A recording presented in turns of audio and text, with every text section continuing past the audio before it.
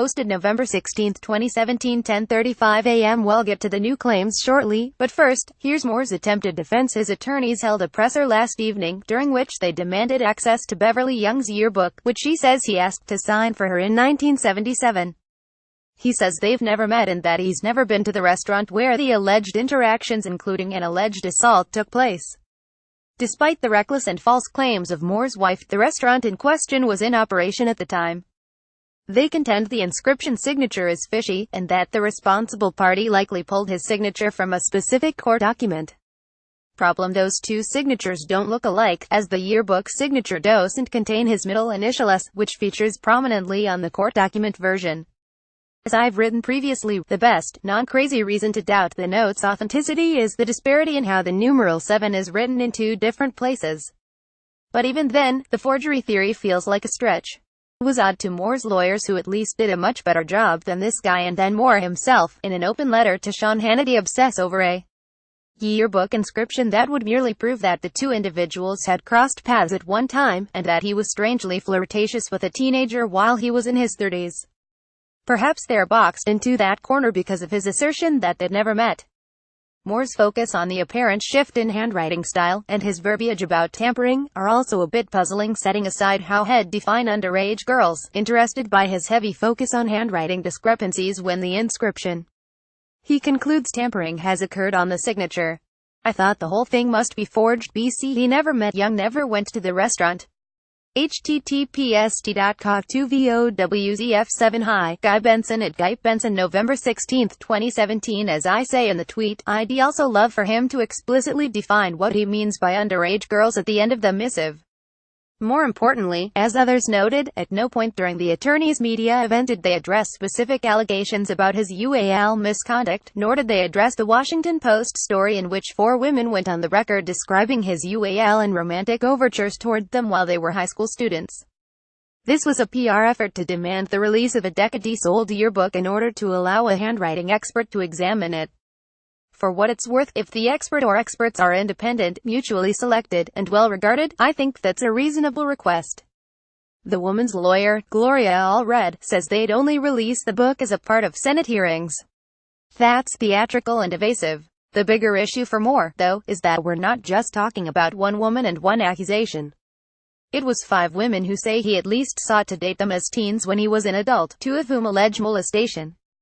Their claims about his proclivities have been fortified by a burst of stories about how he was regarded as an infamous creep around town for trolling teen hangouts and high school events as a 30-something. As Moore's legal representatives addressed the cameras, an Alabama newspaper published a fresh story in which 2 more women shared their stories about Roy Moore.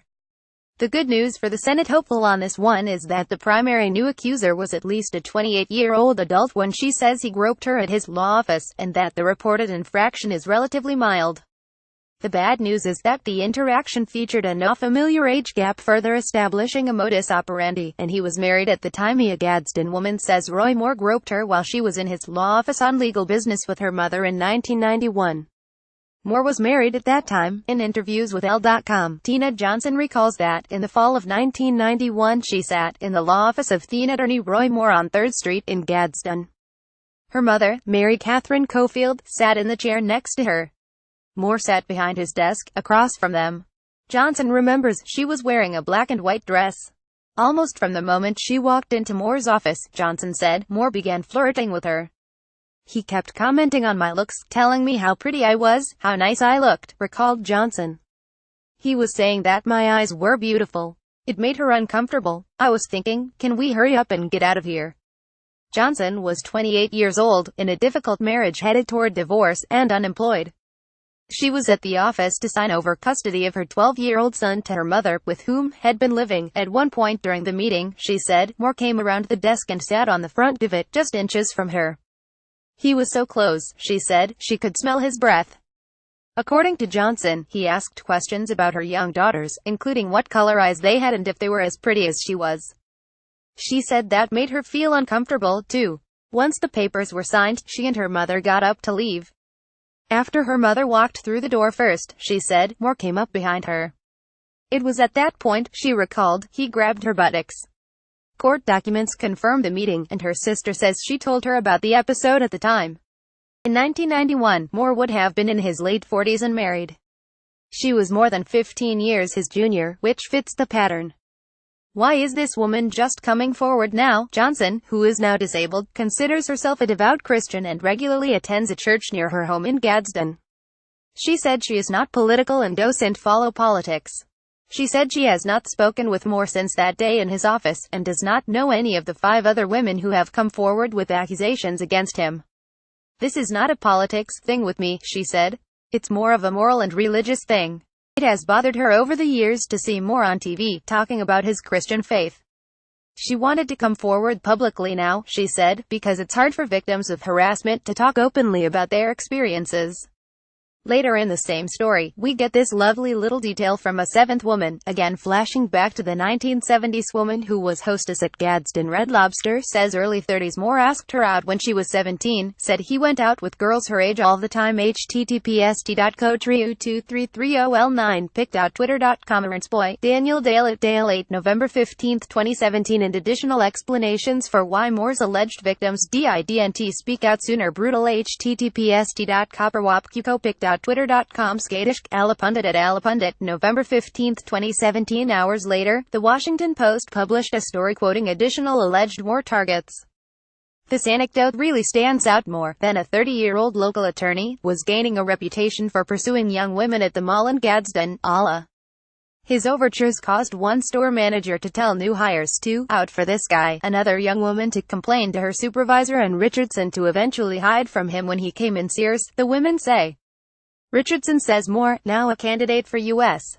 Senate, asked her where she went to school, and then for her phone number, which she says she declined to give, telling him that her father, a Southern Baptist preacher, would never approve. A few days later, she says, she was in trigonometry class at Gadsden High when she was summoned to the principal's office over the intercom in her classroom. She had a phone call. I said, "Hello," Richardson recalls. And the male on the other line said, "Jenna, this is Roy Moore." I was like, "What?" He said, "What are you doing?" I said, "I'm in trig class." Richardson says Moore asked her out again on the call. A few days later, after he asked her out at Sears, she relented and agreed. She says it was cold and Moore offered to drive her to her car, which was more than a football field's distance away in a parking area behind Sears. She says he parked by her car and began chatting with her, and she says she told him again about her dad. Just explained to him that my dad's a minister, and you know, I just can't sneak around because that's wrong, she recalls. So, I think Tim had started to get out and he grabbed me and pulled me in, and that's when he kissed me. It was a man kiss, like really deep tongue. Like very forceful tongue. It was a surprise. I'd never been kissed like that, she says. And the minute that happened, I got scared then. I really did. Something came over me that scared me. And so I said, I've got to go, because my curfew is now. I'm in trig class. Yes, I'm sure this is all just a giant conspiracy against an innocent man. State Republican officials met last night to discuss their options, which look pretty limited at this point. One internal poll leaked yesterday showing Moore down 12, but I suspect that's a shock poll designed to push him out of the race. I can buy that. The contest is uncomfortably close. Remember, Moore is running against an abortion extremist leftist who'd otherwise have zero chance of winning. I'm not sure I buy that the Republican is trailing by double digits in Alabama. Parting thought: is this a viable Hail Mary?